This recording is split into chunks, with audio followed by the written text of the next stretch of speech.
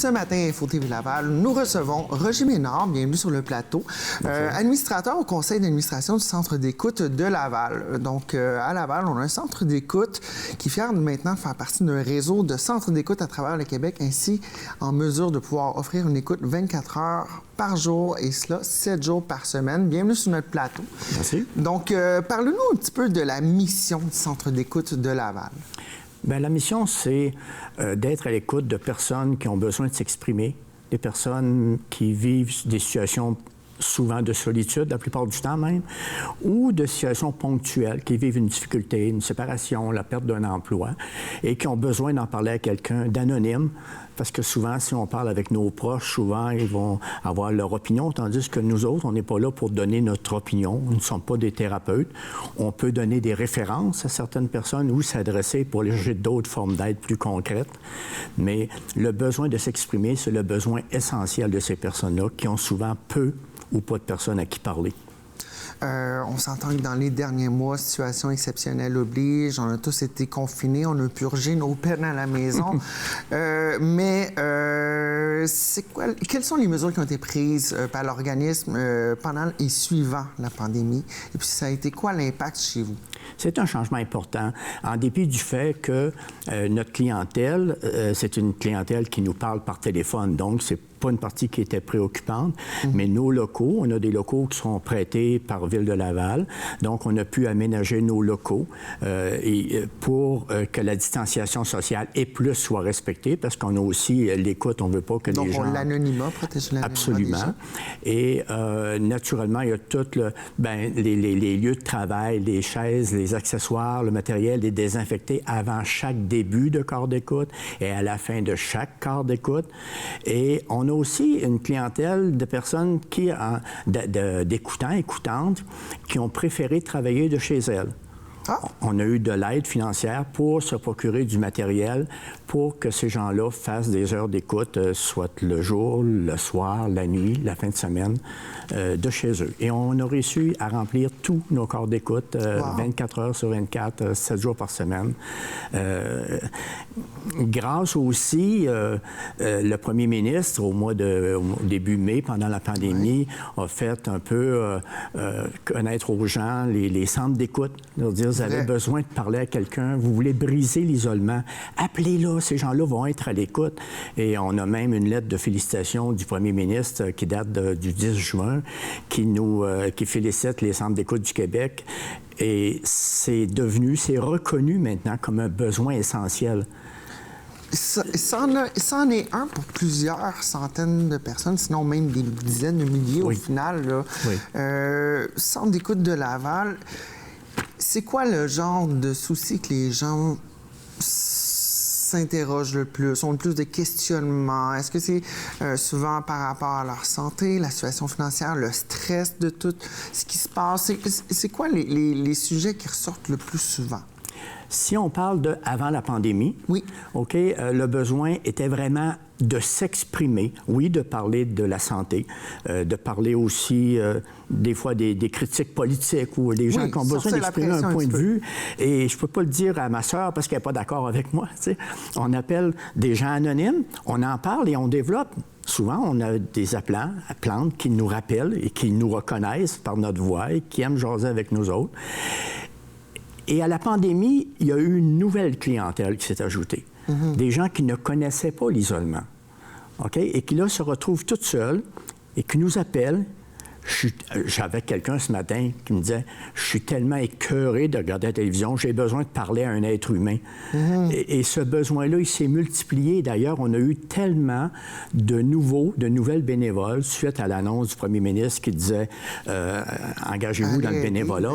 On a été obligé de faire des cours de formation vraiment intensifs. On en a fait plusieurs. On a eu des dizaines et dizaines de nouveaux et de nouvelles bénévoles qui, on l'espère, vont continuer et qui remplissent, comme je disais tantôt, nos quarts d'écoute et qui permettent à tellement de personnes de s'exprimer. Et c'est partout au Québec, hein? C'est partout au Québec, et puis vous êtes membre d'un réseau, et puis c'est là 7 jours sur 7, 24 heures sur 24. Des fois, c'est dur de trouver le sommeil, peut-être, on fait de l'insomnie.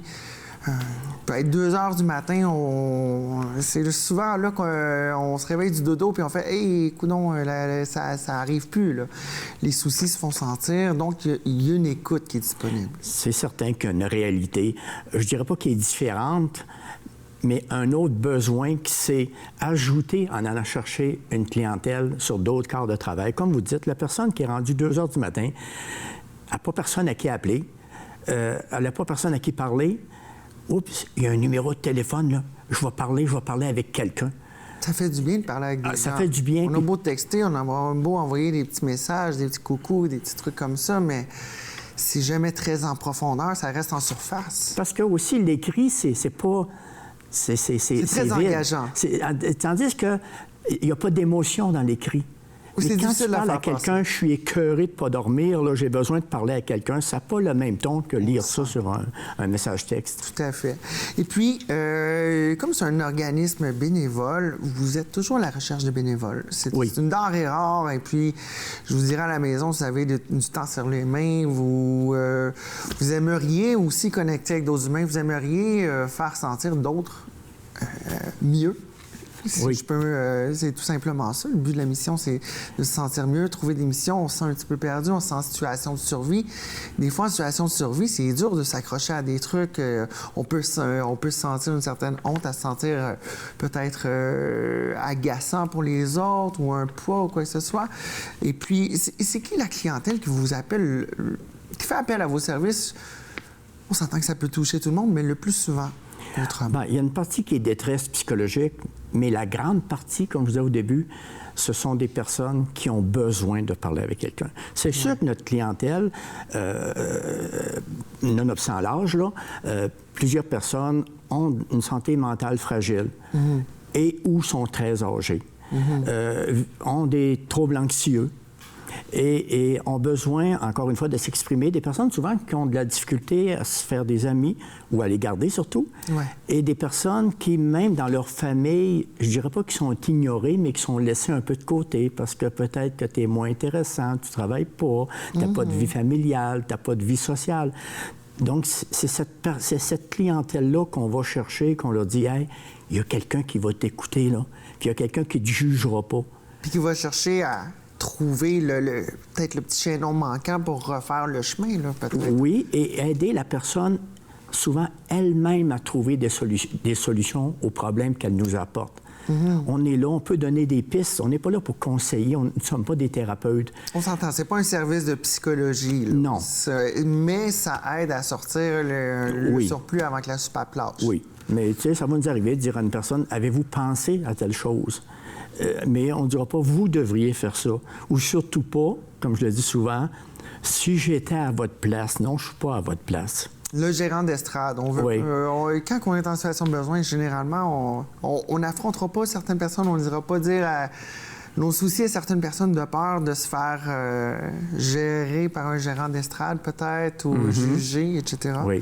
Rappelez-nous le numéro de téléphone pour la ligne du centre d'écoute de Laval. Qui est le 450-664-2787. Oui. Et si les gens, par hasard, auraient le goût d'être bénévoles, surtout, vous avez la technologie pour travailler, de le faire de chez soi, en temps de confinement, des fois, des personnes âgées qui ont... J'en connais beaucoup des personnes âgées, on en a beaucoup qui nous écrivent à la télévision, qui ont l'entrain, ils sont dedans, ils ont beaucoup d'énergie et puis voudraient s'impliquer. Le numéro de téléphone pour devenir bénévole au centre d'écoute de Laval, c'est le 450-664-1212. Voilà. Donc, et puis, qu'est-ce que vous cherchez chez un bénévole chez Centre d'écoute de Laval? D'écouter. Être capable d'écouter. Et vu que ces personnes-là ont besoin de parler, il faut apprendre à écouter. Et ça nous apporte tellement. Quand une personne me dit « Vous êtes peut-être la seule personne à qui je vais parler aujourd'hui », c'est ma paye. Voilà, c'est très bien dit. Donc, Roger Ménard, administrateur au conseil d'administration du Centre d'écoute de Laval, et on le rappelle, bénévole aussi. Donc, vous donnez de votre temps. Et puis, en quelques instants, ça fait combien de temps que vous êtes au Centre d'écoute de Laval? 11 ans. 11 ans. Et puis, vous êtes atterri là par hasard? Ben moi, je voulais faire du bénévolat en prenant ma retraite et je voulais faire du bénévolat dans un domaine où je peux aider des gens qui ont des difficultés, mais sans nécessairement être en contact direct avec eux autres. Ah, ben voilà, c'est une belle façon de le vendre, si on veut. Oui. Donc, on vous remercie, Centre d'écoute de Laval, à Info TV Laval cette semaine. Merci beaucoup. Numéro de téléphone en bas d'écran.